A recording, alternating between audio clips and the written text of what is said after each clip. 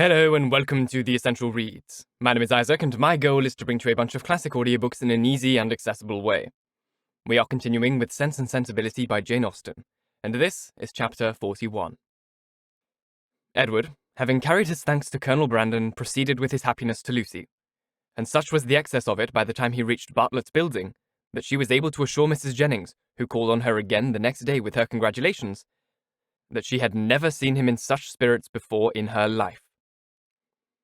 Her own happiness and her own spirits were at least very certain, and she joined Mrs. Jennings in her expectation of their being all comfortably together in Delaford Parsonage before Michaelmas.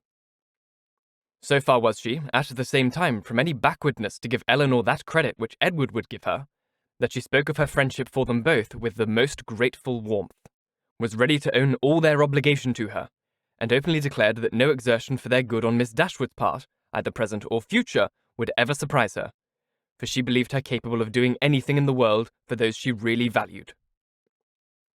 As for Colonel Brandon, she was not only ready to worship him as a saint, but was moreover truly anxious that he should be treated as one in all worldly concerns. Anxious that his tithes should be raised to the utmost, and secretly resolved to avail herself at Delaford, as far as she possibly could, of his servants, his carriage, his cows, and his poultry.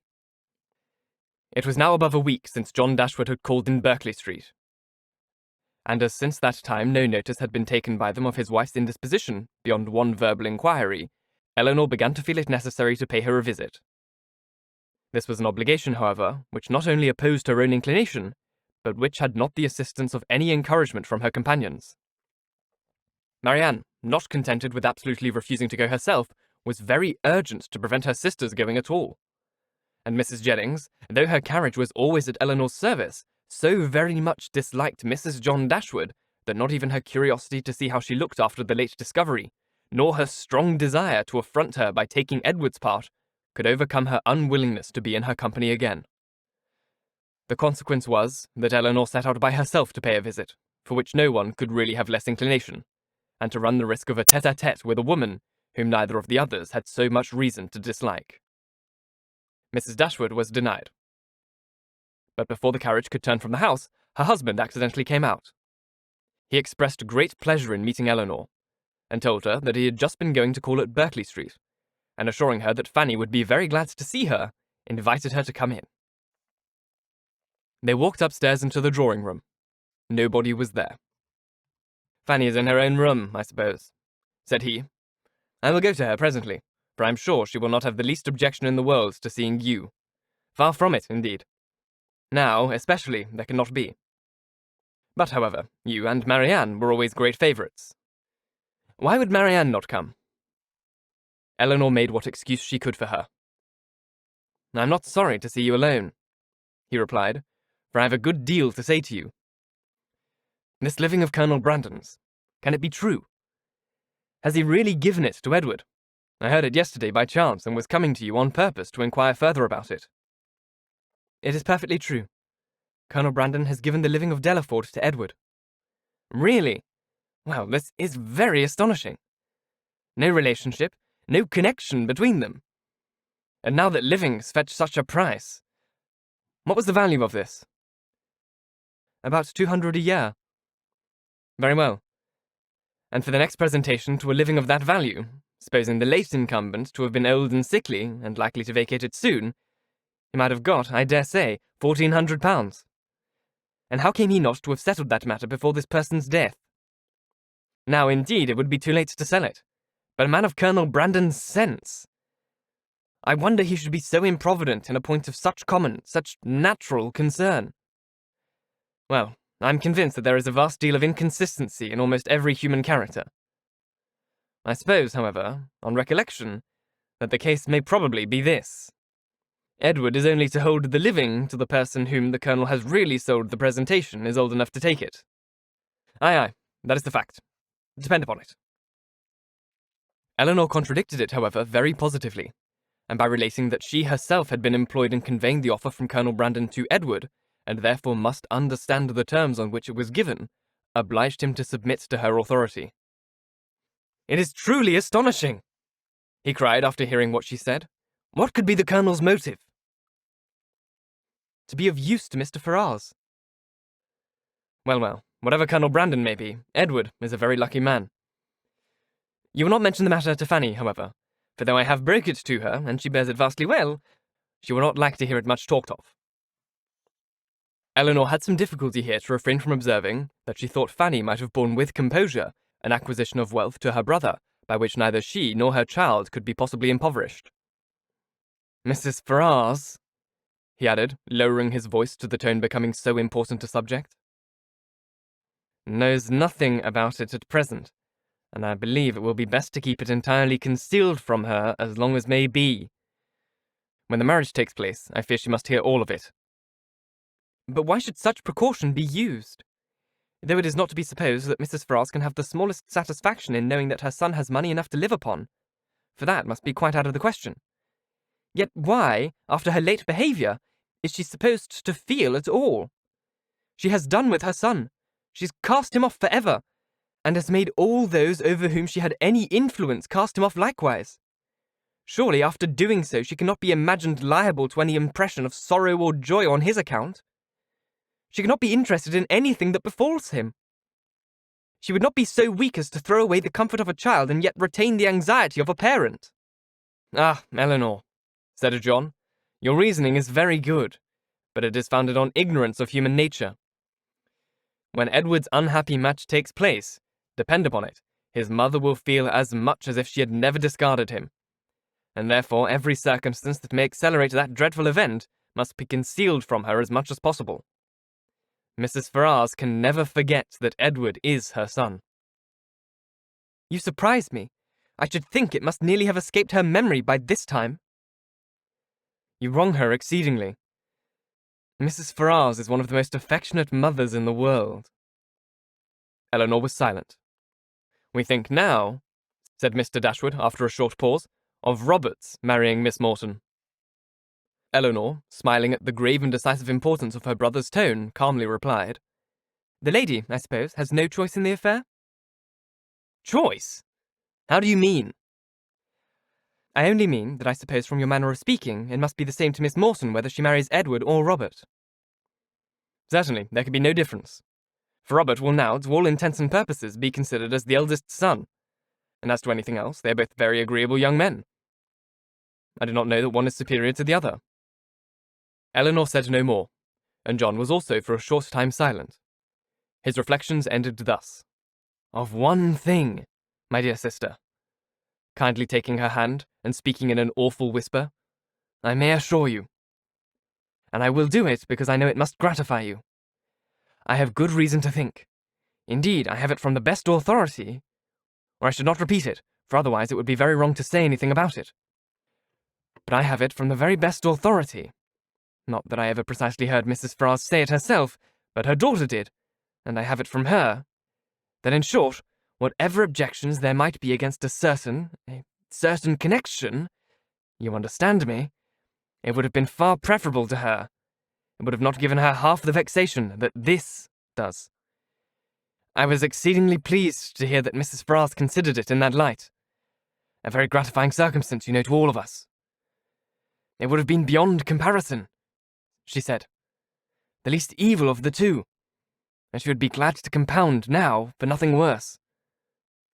But, however, all that is quite out of the question, not to be thought of or mentioned. As to any attachment, you know, it never could be. All that is gone by. But I thought I just would tell you of this, because I knew how much it would please you. Not that you have any reason to regret, my dear Elanor. There is no doubt of your doing exceedingly well, quite well, or better perhaps, all things considered. Has Colonel Brandon been with you lately? Elanor had heard enough, if not to gratify her vanity and raise her self-importance, to agitate her nerves and fill her mind. And she was therefore glad to be spared from the necessity of saying much in reply herself, from the danger of hearing anything more from her brother, by the entrance of Mr. Robert Ferrars. After a few moments' chat, John Dashwood, recollecting that Fanny was yet uninformed of his sister's being there, quitted the room in quest of her, and Elanor was left to improve her acquaintance with Robert, who, by the gay unconcern, the happy self-complacency of his manner while enjoying so fair a division of his mother's love and liberality, to the prejudice of his banished brother, and only by his dissipated course of life, and that brother's integrity, was confirming her most unfavourable opinion of his head and heart. They'd scarcely been 2 minutes by themselves before he began to speak of Edward, for he too had heard of the living, and was very inquisitive on the subject. Elanor repeated the particulars of it, as she had given them to John, and their effect on Robert, though very different, was not less striking than it had been on him. He laughed most immoderately.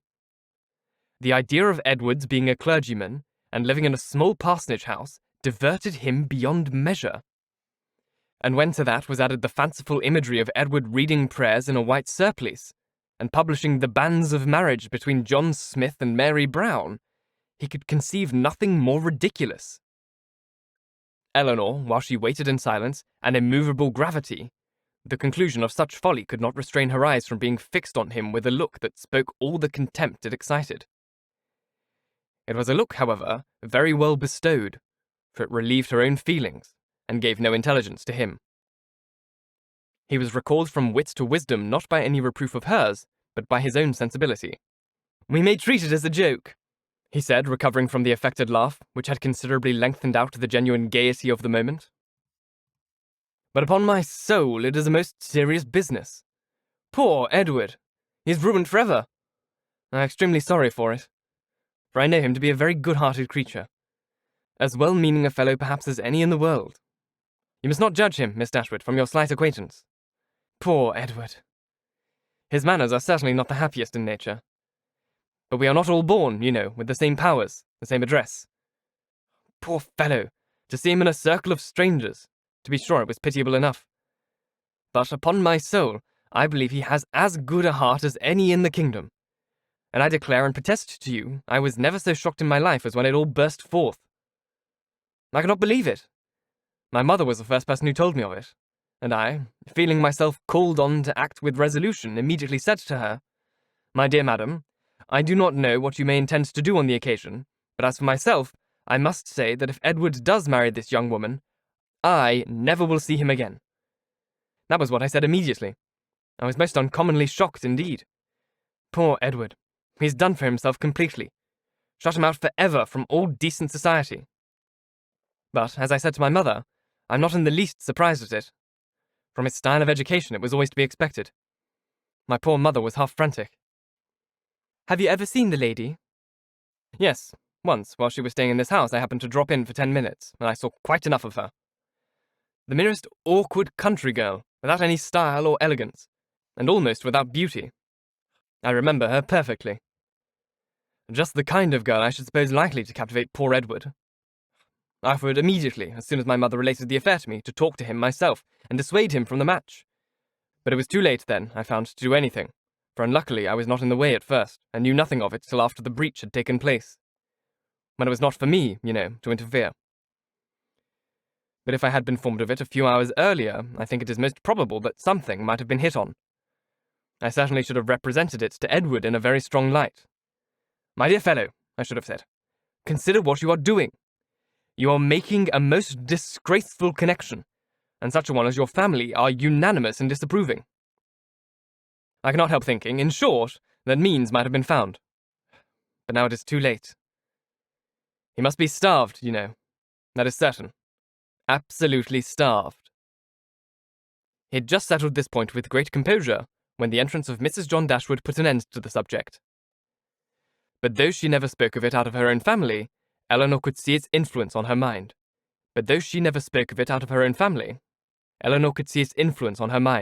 In the something like confusion of countenance with which she entered, and an attempt at cordiality in behaviour to herself. She even proceeded so far to be concerned to find that Elanor and her sister were so soon to leave town, and that she had hoped to see more of them. An exertion in which her husband, who attended her into the room and hung enamoured over her accents, seemed to distinguish everything that was most affectionate and graceful. Thank you so very much for listening. If you enjoyed, please like, comment, share, all that jazz, and if you really enjoyed, do subscribe, because there is more to come. If you're listening on podcast, please leave a review, as it helps get this in front of as many people as possible, and reading your reviews really, really makes my day. If you want to support the show further, there's a Ko-Fi link just here-ish on screen, or you can find the same link in the description box. It's just a direct way to donate to the show. If you're watching on YouTube, you can also donate directly there. It's just an extra great way to support small channels like mine, and it really, really means the world. Once again, thank you so very much for listening, and until next time, bye-bye.